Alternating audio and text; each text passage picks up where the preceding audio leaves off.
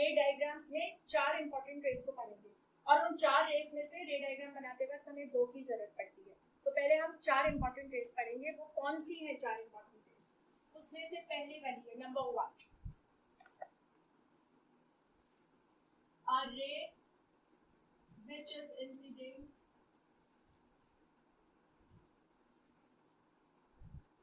parallel to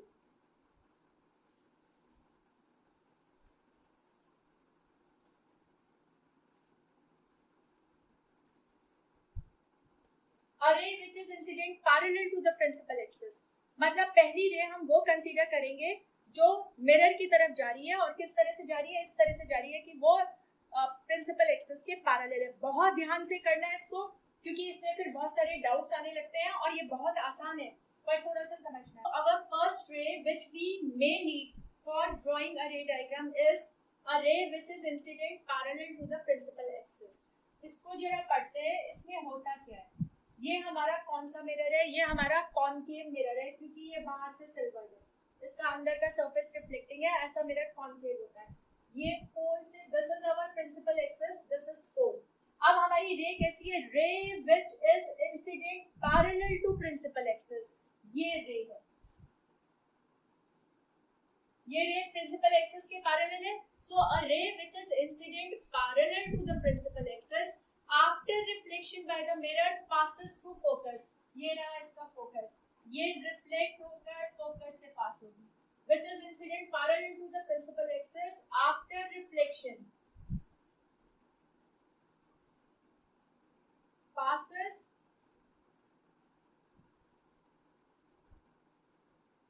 through focus। किसके case में? Concave mirror के केस में। It passes through focus। और जरा देखते हैं कॉन्वेक्स के केस में क्या होता है। भाई ये याद रखना है, ये पहले भी आपने पढ़ा था, पिछली क्लास में भी हमने किया था कि जो ray parallel to principal axis जाती है, चाहे वो मिरर कॉनकेव हो चाहे कॉन्वेक्स हो, रिफ्लेक्शन के बाद हमेशा फोकस से उसका कुछ ना कुछ रिलेशन होता है। कॉनकेव के केस में वो फोकस से पास होती है और कॉन्वेक्स के केस में क्या हो रहा था? देखो कॉन्वेक्स में क्या होता है। कॉन्वेक्स ये है हमारा, कॉन्वेक्स का फोकस इधर होता है, ये याद रखना है। कॉनकेव का फोकस लेफ्ट में है, कॉन्वेक्स का फोकस राइट में है। और ये ray incident parallel to principal axis, reflection के बाद इसका फोकस से लेना देना। यहाँ तो भाई ये रिफ्लेक्शन के बाद सीधा फोकस से पास हो गई थी। यहाँ क्या होगी?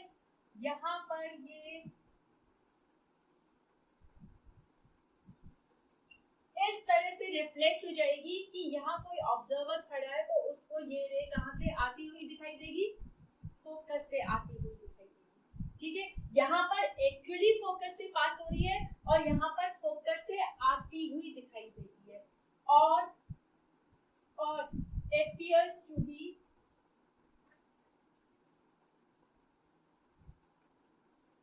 coming from focus। किसके केस में it appears to be coming from focus? Convex के केस में it appears to be coming from focus। ये पॉइंट्स भूलने नहीं है, केवल इतनी बात, इतना डायग्राम बनाने के लिए एग्जाम में अक्सर आता है। It is a frequently asked question. ठीक है, ये अक्सर आता है तो इसको आपको भूलना नहीं है। This is our first ray, a ray which is drawn parallel to the principal axis, या which is incident parallel to the principal axis after reflection either passes through focus in case of a concave mirror or appears to be coming from focus in case of a convex mirror. This is our first ray. Okay, now the second one. Done? चलो अब second वाली रे देखो। तो हमारी दूसरी रे कौन सी है? A ray which is passing through focus, मतलब which is incident in the direction of focus but after reflection becomes parallel to principal axis। ये हमारा है concave mirror। This is the principal axis, this is pole और ये focus है। याद रखना है concave के केस में focus लेफ्ट में होता है और हमारे रे कैसी है? passing through focus। इस तरह से a ray has been incident in the direction of focus और यहाँ से क्या होगी? ये रिफ्लेक्ट हो जाएगी and after reflection becomes parallel to the principal axis। ये पैरेलल होगी। It becomes parallel to the principal axis in case of concave mirror. अब देखते हैं कॉन्वेक्स में क्या होता है.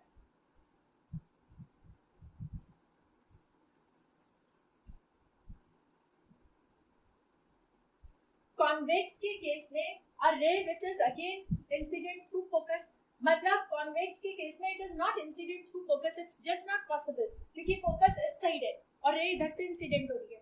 It is incident in the direction of focus. इस तरह से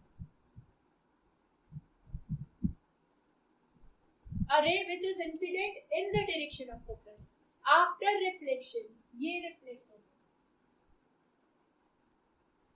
after reflection becomes parallel to the principal axis.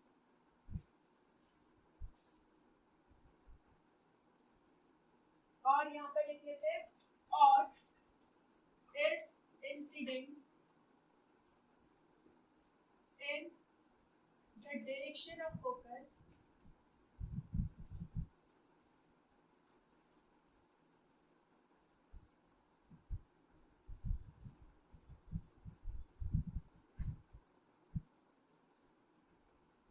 or is incident in the direction of focus will become parallel to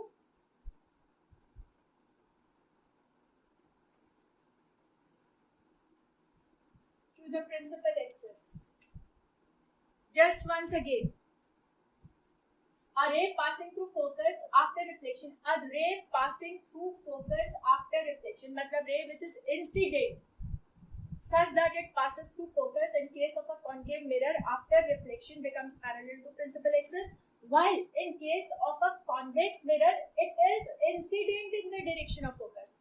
focus से वो कॉन्वेक्स के केस में पास हो ही नहीं सकती है. It can only be incident in the direction of focus after reflection becomes parallel to principal axis. ये हमारी रे नंबर 2 है, नोट करो.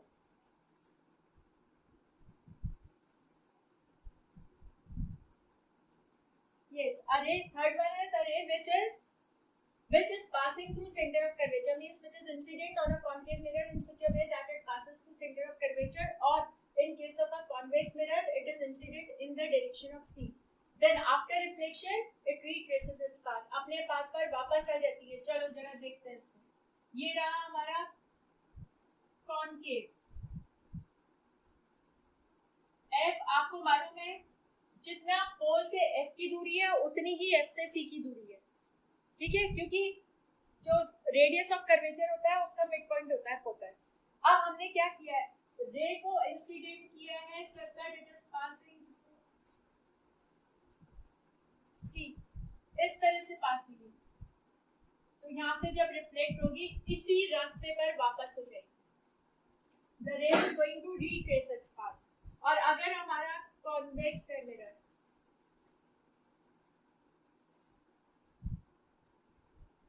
Again to be remembered, convex के केस में F और C राइट साइड पर होते हैं, तो यहाँ पर हम C के थ्रू तो पास नहीं करा सकते, C के डायरेक्शन में इंसिडेंट करेंगे.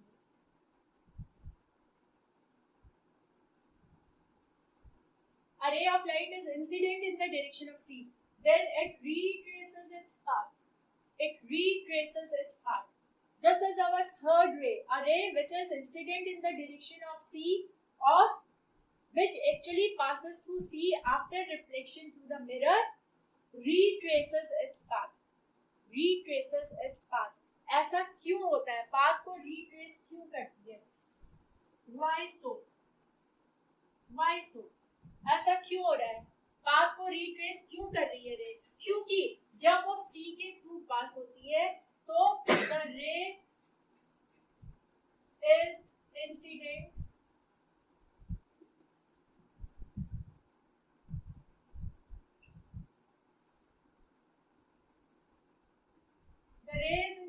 normally to the mirror, which means angle of I equals to angle of incidence equals to 0 degree, and obviously angle of reflection भी 0 होगा.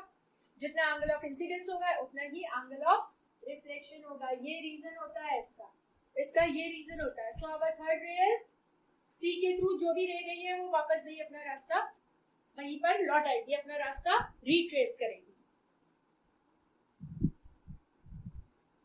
तो फोर्थ रे कौन सी है? A ray which is incident obliquely to the principal axis, मतलब parallelly नहीं है, किसी एंगल पर इंसिडेंट हुई है और प्रिंसिपल एक्सिस पर भी किस पॉइंट पे? Pole of the mirror, then it gets reflected obliquely. Let us see how this happens. ये हमारा मिरर है, कौन सा? Concave. This is pole, this is focus, this is centre of curvature. A ray incident obliquely to the principal axis at the pole. Pole पर at an angle. Obliquely means at an angle incident to ये किसी भी angle पर. Suppose ये angle जो है ना theta है, तो आपको पता है कि अगर एंगल थीटा पर ही इंसिडेंट हुई है और पोल पर, another point to be noted is, pole पर जो प्रिंसिपल एक्सिस होती है वही नॉर्मल होता है, क्योंकि ये हमारा मिरर है और ये हमारी प्रिंसिपल एक्सिस है. देख लो 90 डिग्री पर है, मिरर से 90 डिग्री पर है, क्योंकि ये वाला जो पोर्शन होता है मिरर का, ये लगभग स्ट्रेट होता है, ये लगभग स्ट्रेट होता है, और ये आपकी प्रिंसिपल एक्सिस होती है, तो ये नॉर्मल होता है, ये नॉर्मल होता है.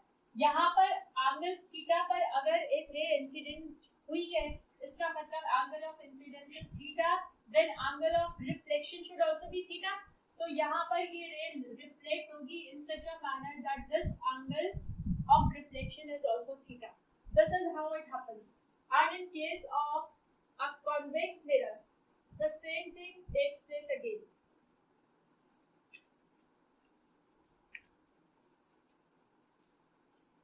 ये रे इंसिडेंट हुई है पोल पर at an angle theta, at an angle theta, और इसी एंगल थीटा पे रिफ्लेक्ट हो जाएगी.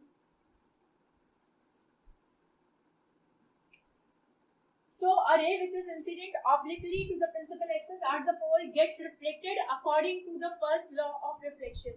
Angle of incidence equals to angle of reflection. तो जितने angle of incidence पर ये incident हुई थी, उतने ही angle पर reflect हो जाएगी. और दूसरा पॉइंट जो याद रखना है वो ये है कि पोल पर पॉइंट टू बी नोटेड, पोल पर जो हमारी प्रिंसिपल एक्सिस होती है वही नॉर्मल होती है. पोल पर principal axis is at 90 degree.